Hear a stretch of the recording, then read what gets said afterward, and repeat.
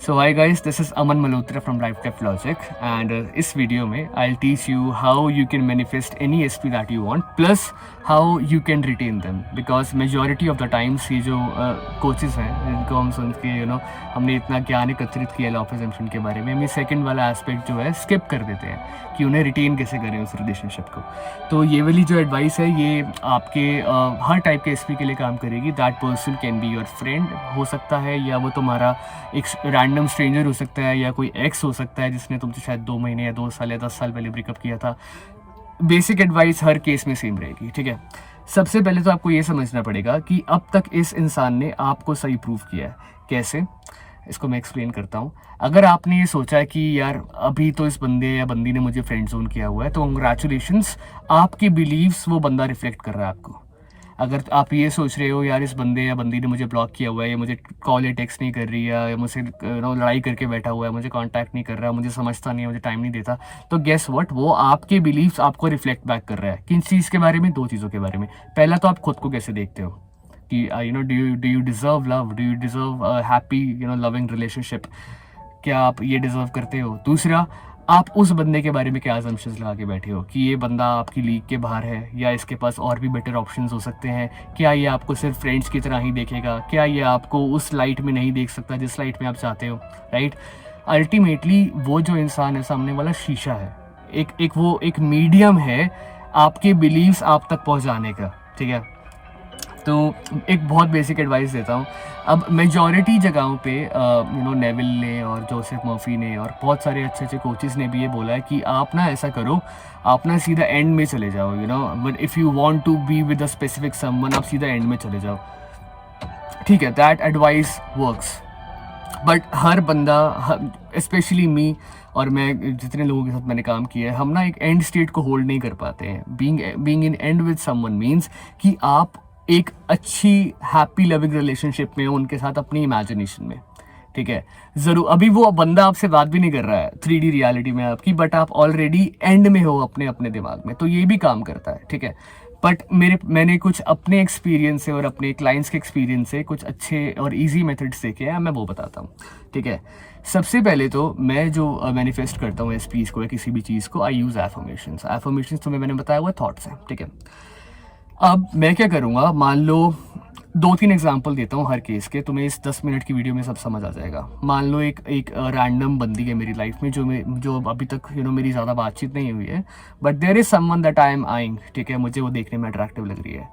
मैं सबसे basic assumption बनाऊंगा पहले तो उसके बारे में, ठीक है।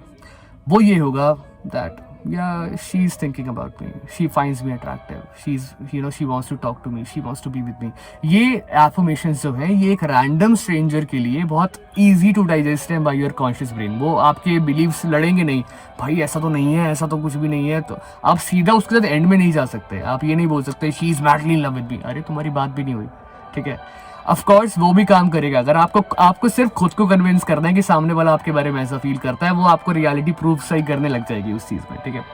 तो एक स्ट्रेंजर के लिए जो मैंने एफर्मेशन बताई दैट या she is attracted to me, या he is attracted to me, जो लड़कियों के केसेस में, and she wants to talk to me, she wants to be with me, I'm the only guy that she has eyes for, and she will do anything to talk to me or be with me।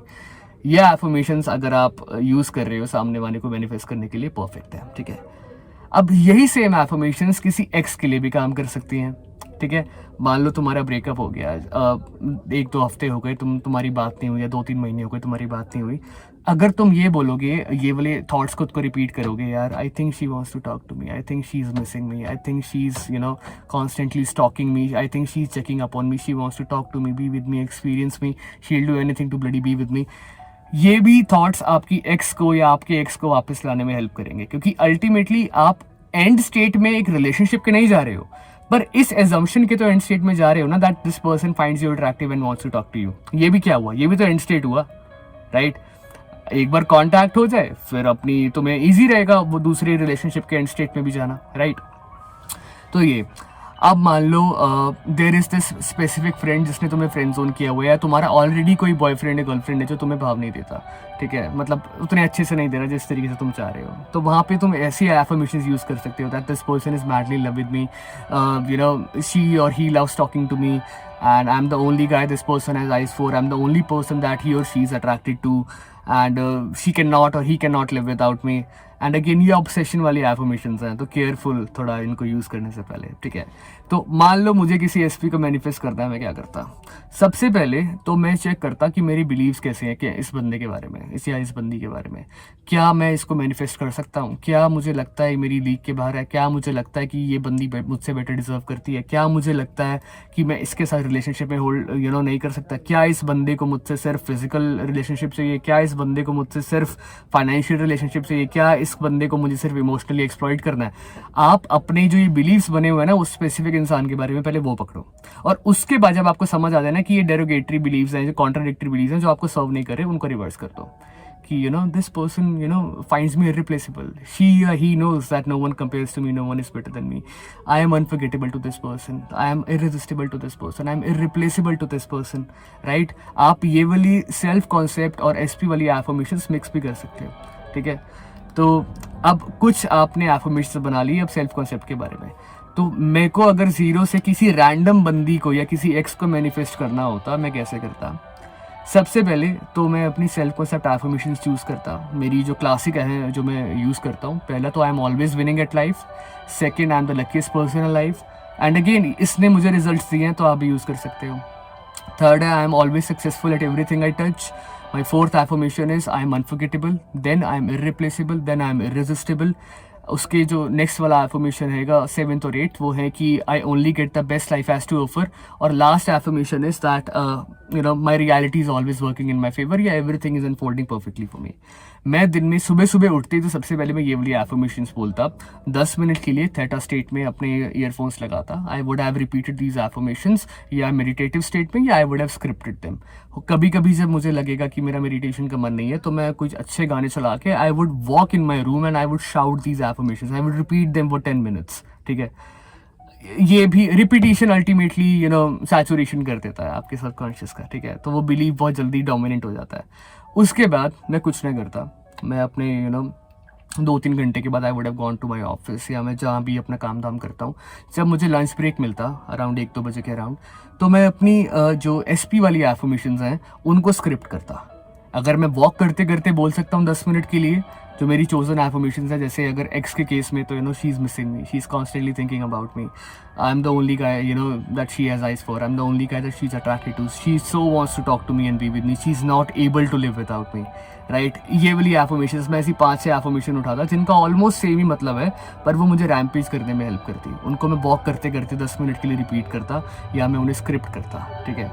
वापस आके आई would have done another self concept session, ठीक है। जो मैंने सवेरे self concept वाला किया था, इवनिंग में आके मैं वही करता सेम, और रात को मैं एक थॉट ट्रांसमिशन करता, ठीक है, सोने से पहले। आई would have told this person in my mind, मैं आंखें बंद करके इस इंसान को अपने आगे इमेजिन करता मेडिटेटिव स्टेट में, then I would have told her कि तुम मेरे बारे में फील कैसा करो। मैं उससे बात करता that you are so attracted to me, you're not able to live without me, I'm always in your head, you cannot stop thinking about me, I'm the bloody best there is, I'm irreplaceable, that I'm the only guy who turns you on, you are addicted to me, you're obsessed with me, you're constantly stalking me, you're not able to live without me, you will do anything to experience me, you will do anything to be with me। इस type के मैं 10 minute के लिए एक random बातें करता, जो मैं चाहता हूँ वो सामने वाला इंसान मेरे बारे में सोचे।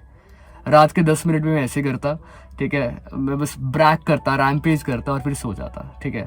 अब मैंने एक बार रिकैप दे देता हूँ। सवेरे सवेरे उठती सेल्फ कॉन्सेप्ट, नून वाले टाइम पे 10 मिनट के लिए वॉक कर लिया, स्क्रिप्ट कर लिया, 3-4-5 जो अपनी एसपी एफर्मेशंस हैं, the way you want that person to feel about you.